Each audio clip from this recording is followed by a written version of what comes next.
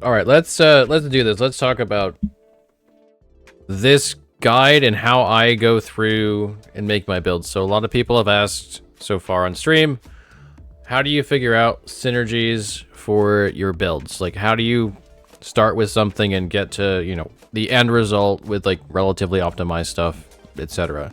So what we're gonna do is completely off the cuff. I haven't scripted anything here, even outlined, just my mental train of thought. Gonna go through the Healing Hands Vengeance one that I put out yesterday, kind of from start to finish, how I set that up, how my brain generally works this stuff through to get all of the pieces put together. Hopefully I'll remember every detail that I need to, but feel free to ask questions about it, and especially if you're in my Twitch chat, I'll be happy to answer them, anything that I might have missed out or anything that doesn't make sense. So the first thing we need to do is we're looking at a new skill, figure out if we think it's even going to be viable. So Healing Hands got a new skill tree for 1.0, and it didn't have a skill tree at all before, so none of this stuff existed. There was nothing to work with before. So we have to first figure out, okay, how are we going to use this skill? What's it going to synergize with? What's it going to work with? Is it going to be a damage skill? Is it going to be a buff skill? So on and so forth.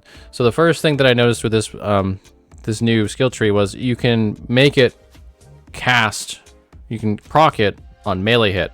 You can do it 100% of the time if you take all 4 nodes. Okay, so that's interesting. That means I can use another skill with it and proc it and not need on my bar, and it can actually like effectively buff or add to another skill that I'm already using.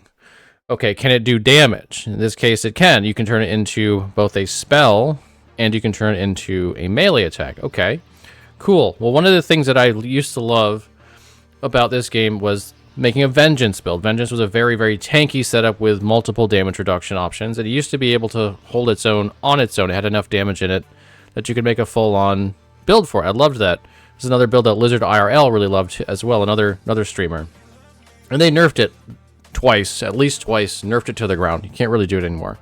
Okay, well, what if we proc Vengeance proc this with Vengeance? Does that work out?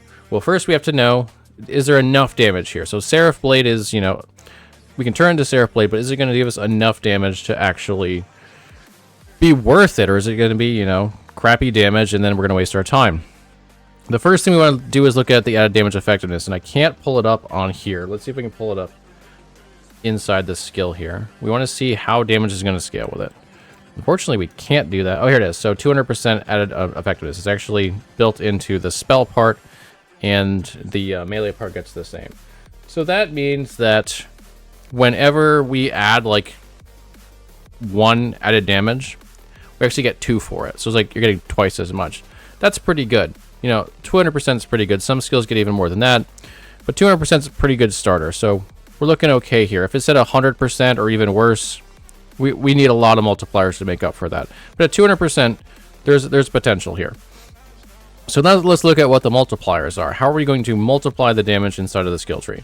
Fortunately, we have Cleric's Wrath, which is going to give us 1% per specialized buff skill level, and we can put on both Holy Aura and Sigil of Hope, and those are both buff skills. And even if we don't get any added points to these, we still get 40% multiplier there. That's not too bad. That's a decent start. We also, by going down here to Virtue of Patience, can pick up 48% damage multiplier. And this is a cast speed penalty on it, but that's okay because we're proccing it, so it doesn't affect us at all. We're good to go.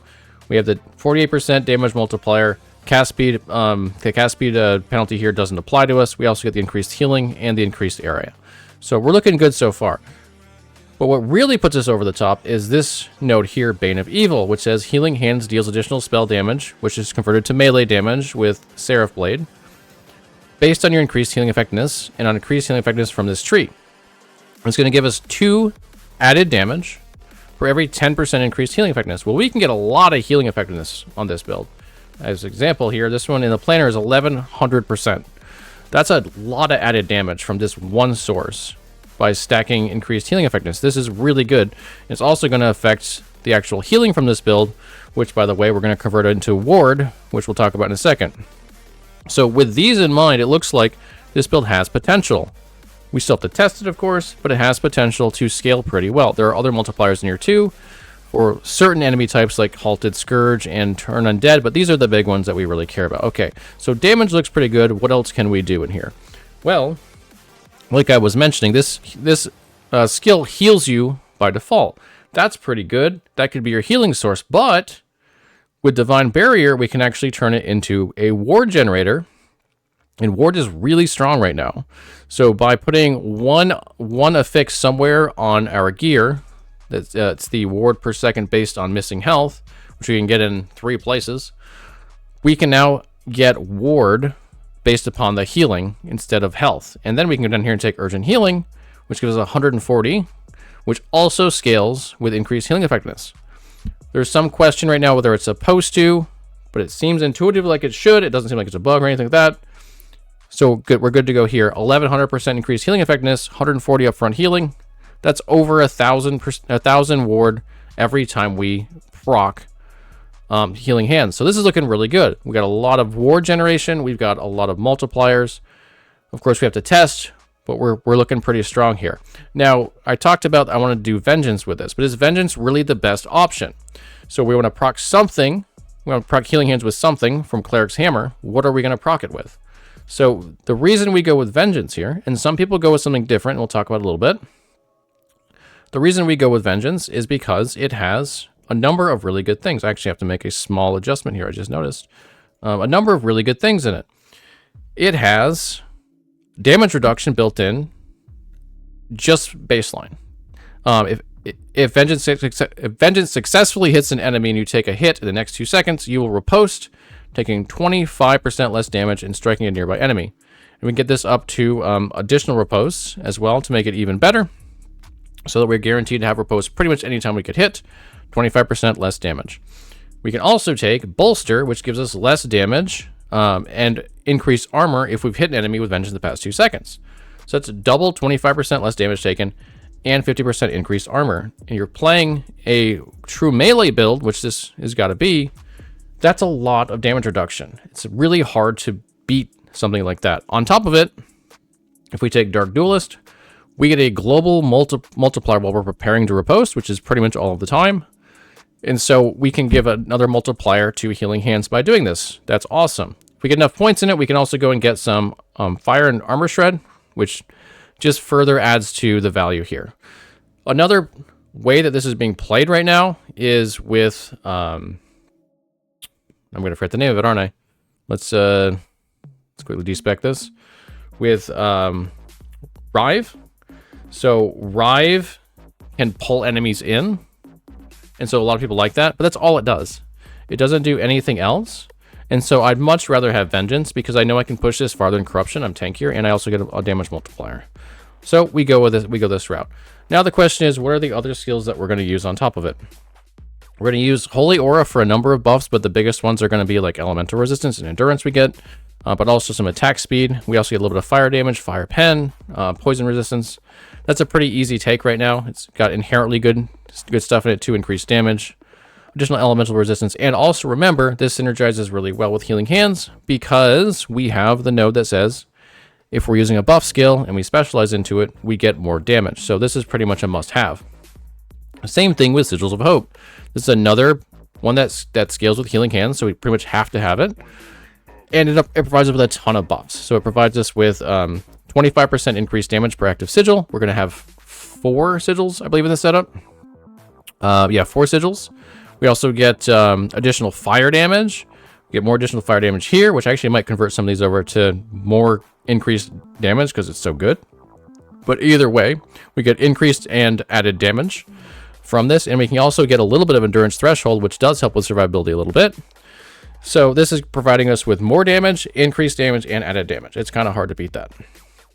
The last choice is a little bit trickier in this setup. So I really like to have a Shield Rush as my movement ability, but it's really hard to not take something that gives you even more damage when it's a lot of damage, and Volatile Reversal is exactly that. So a lot of people don't understand quite how Volatile Reversal works. It's a bit of a clunky skill to use because it sends you like backwards in time a number of seconds. But if you create Void Rifts where you are, and you stand in place long enough to not move when you go backwards, so if you go backwards 2 seconds, and you stand in place for 2 seconds and use it, You will hit enemies with both Void Rifts, and then you cause them to take 30% enemy damage taken, but twice. So 60% enemy damage taken. It's really hard to beat a skill that gives you effectively a 60% multiplier on bosses. And so that becomes our last skill. We could have used Shield Rush here. It would have been okay. It's okay to not do like the most damage. But for this setup, we're going to go Volatile Reversal. So that's how we picked our skills. Now, from here, we have to build out our equipment and our passives. Passives are somewhat straightforward. We're looking for certain things like health, looking for resistances, damage reduction here, armor clad, really, really valuable to always, anytime you can see damage reduction, you want to take that. Big attack speed and Blade Master. We want to attack as fast as possible because, of course, we do more damage, but also we're generating ward every time we attack. So this is a double benefit for us both defensively and offensively. We can get a lot of our resistances out of the Sentinel tree. So we can go ahead and do that, and that frees up space for gear slots. So fire resistance, void resistance here. We can go elemental resistance and defiance over in the Paladin tree. The Void Knight tree, we can pick up void res and physical resistance. That's a lot of our resistance covered.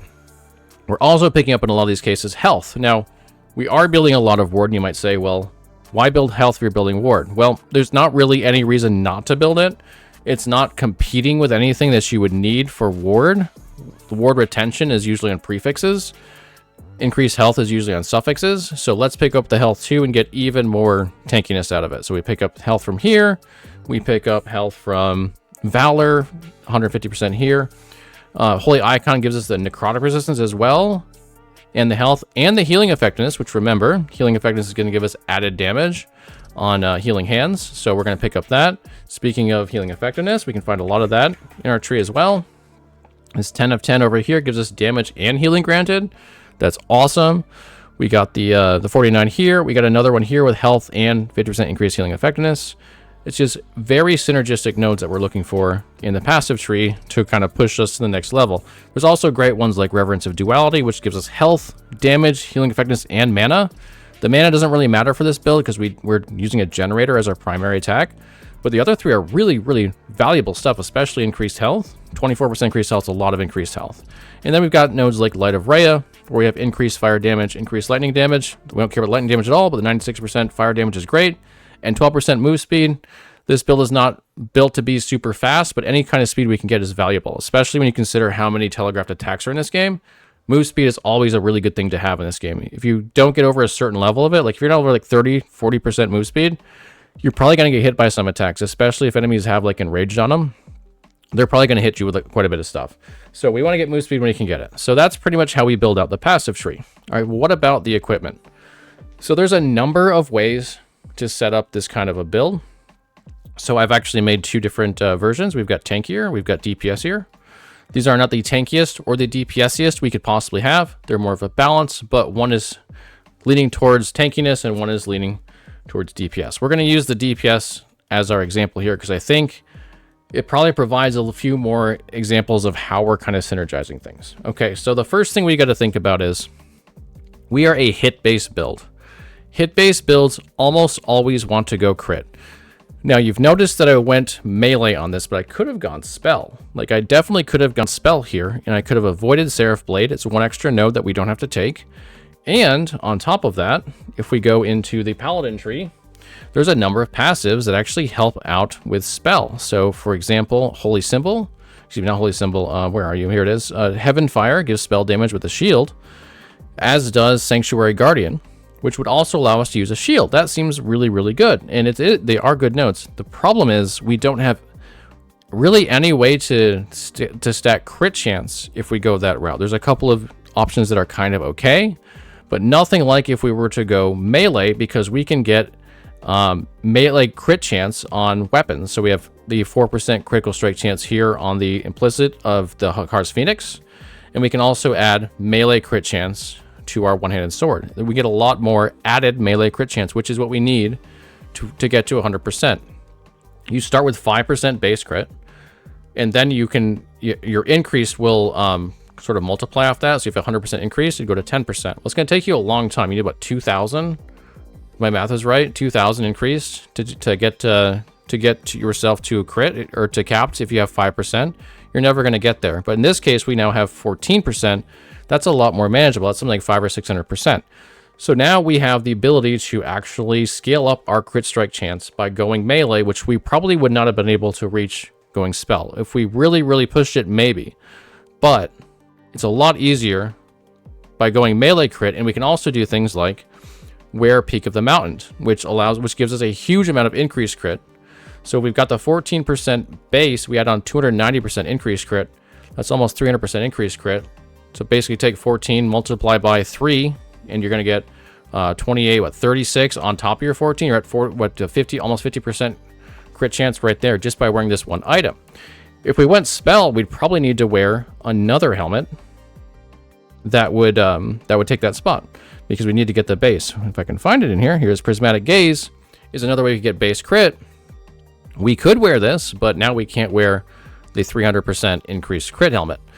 So these are the kind of things you got to start to think about on the gearing side, how you're going to set up your build. And some of this is just going to take experience going into databases like the LE database here. Let's just pull this up. Going in here, seeing what stuff does.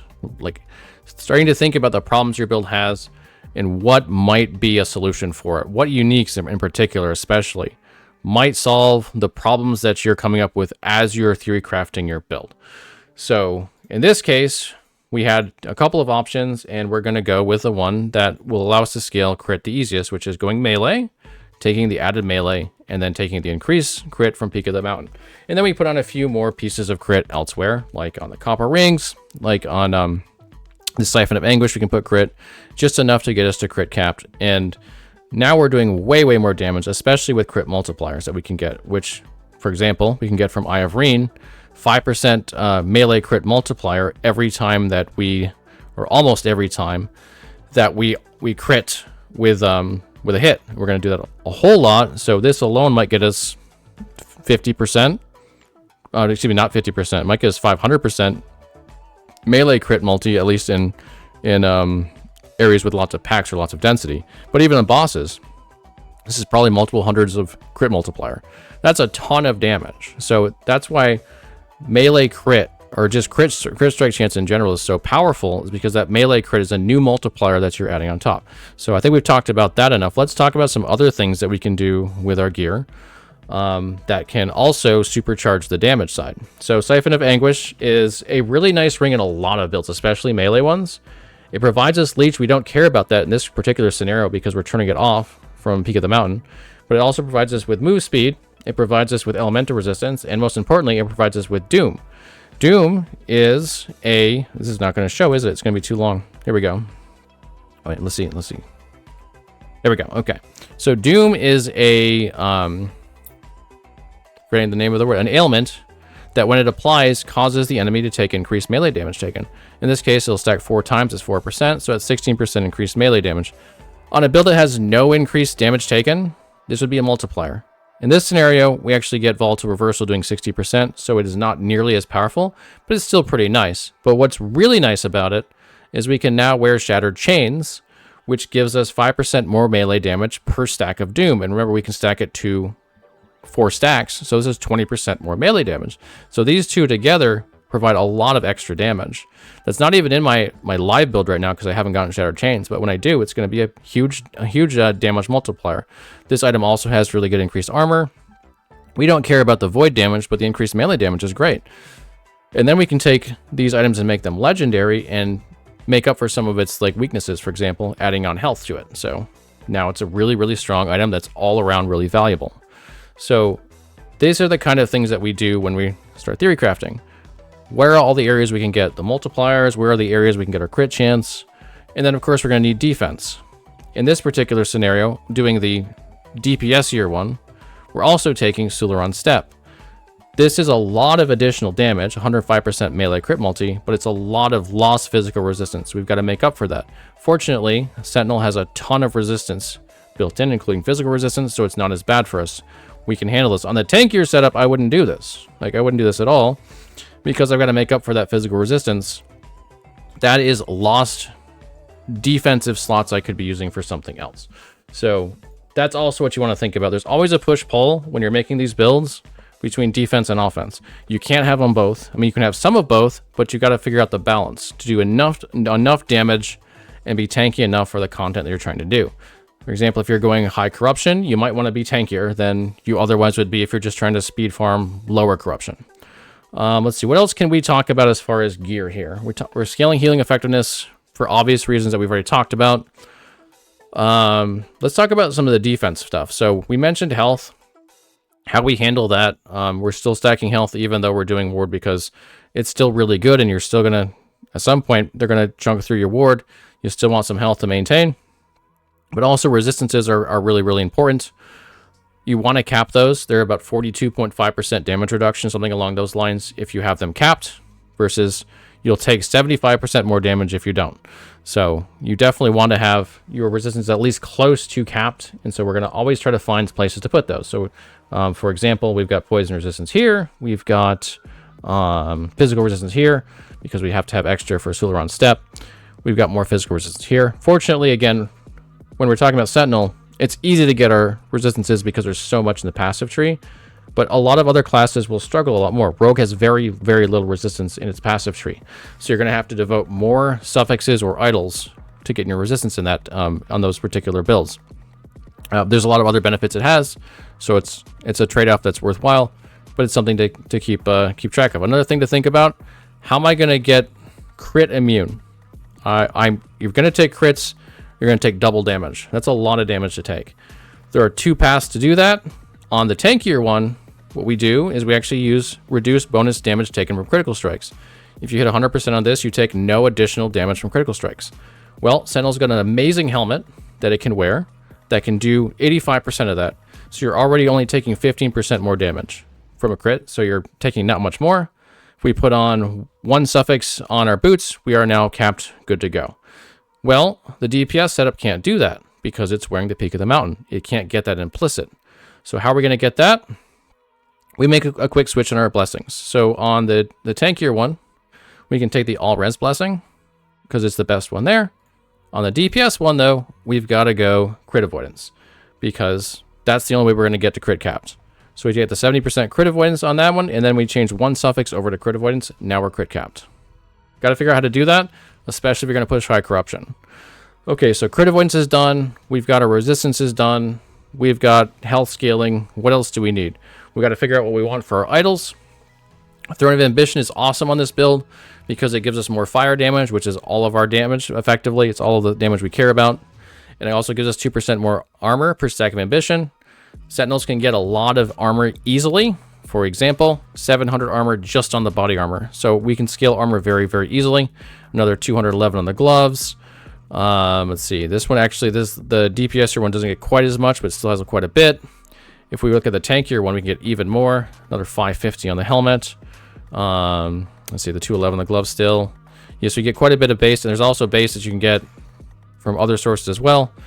So we want to get armor scaling when we can. Throne of Ambition is just a double benefit here. Easy. Get armor, get damage, good to go. And then the rest of our idols, we don't need a lot of health scaling. We don't need a lot of resistances. Health is always nice, but we can go damage here. We can go healing effectiveness, which again is our base damage, and also fire melee penetration. This is actually worded differently here than it is in the game. Here it looks like it might not work with healing hands for reasons to do with the tagging is weird. It's not tagging healing hands with fire. It's still doing fire, so fire still increases it. But because it's not tagged, if it was actually fire melee pen, it wouldn't work. But it's actually like I think it's tagged something like it's something weird. It doesn't suggest it has to be a melee fire tagged one. Anyway, point being, this should work with it. And this is a sort of multiplier. Penetration is another, what's called a bucket, like they do in D4. It's another bucket where if you start to fill it, you get more damage. This one is going to fill with, for example, the passive here from Paladin, where you get fire penetration. 16 fire pen here, you get another 14 here, 14 here, 14 here. That's quite a bit of fire pen. It'll also stack with fire shred, so this is good. We're going to get quite a bit in that bucket. We're going to get a lot in our crit multi one. We're going to get a lot in our increased fire damage. So the only other thing to think about at this point is how our blessing is going to shake out. Well, we already know what we're going to put here. We're going to put crit avoidance because this is the only way we can get our crit. What can we do in the other places, though? We take crit multi here on Grand Emptiness of Ash. We don't need to, though. There's other options that we could go with. This one's actually very flexible in this particular build. Some other ones that would be really good. Ward Decay Threshold. This is a tankier option. We actually take this on the tanky one. If we could actually leech on this one, there's some really good leech ones. Where are they? Leech rate's okay, but not the one I was looking for. Throwing damage leech if you're doing a throwing build, or spell damage leech if you're doing a spell build. Obviously, they don't apply to us here, but if they did, those are really, really good options. Critical strike chance, we want help getting our crit strike capped, is a good choice. Not as high value as crit multi just because it doesn't roll as high compared to other competitive options, but still really good. And then there's the health one, which again doesn't roll super high, but still not a bad blessing to have. So we can do a number of different options here, and it's really a balance between what you want. We decided to go damage with the DPS one and defense with the tanky one. As far as the two bottom ones, we're going to go armor because we talked about how good armor is. Added armor, Grand Body of Obsidian, and increased armor bulwark the Tundra. That pretty much sets us up. We have a good looking build here. It may not be perfect. Now we have to go in and really test it, make sure everything works out. We've got some pretty crazy uniques in here to go look for, like the Hakar's Phoenix, which adds that added crit strike chance. Some other really good stats like Fire Pen, we talked about that, increased melee damage, and then we're looking for legendary potential on these to make them even more powerful. A lot of stuff to test. The good news, though, is this build is performing kind of as expected already. It's extremely tanky. It does really good damage. It's very solid single target damage. So it's looking like the Theorycraft worked out really well. But that's how you effectively do it. There's a lot of like knowledge to be gained as you play. But the best way to get it is to start doing this sort of thing, to start theory crafting, to start working in different ideas into the build. Is this going to work? Is this going to, how's this going to synergize? Looking at the database, what are the options that we have to work with? This is how you learn how to work through the game and synergize different things. And I've got 5,000 plus hours of doing this, so you know, I've got an advantage on you, but it doesn't mean that you can't learn to make a pretty good build and then get better and better as you go. So if you want to just a general idea of how the brain works and someone who's done this for a long time, that's pretty much it. It's going through piece by piece, start with the skills generally, see if you've got the multipliers to work with it, then find all the rest, make it all fit in place. If you're going hit, you got to find the crit for it. If you're going dots, you got to find the right dot damage for it. And then make sure that the defenses work as well. Make sure you get your caps for your resistances, your crit avoidance cap, and make sure you get enough health or ward or whatever it is that your build's going to actually survive. And if you can do all those things, you're going to make a pretty good build. All right, thank you so much for watching. I think that's all for now. That was almost a 30-minute long video, so hope you enjoy the crazy rant that I just had there on how to synergize. I'll see you all again real soon.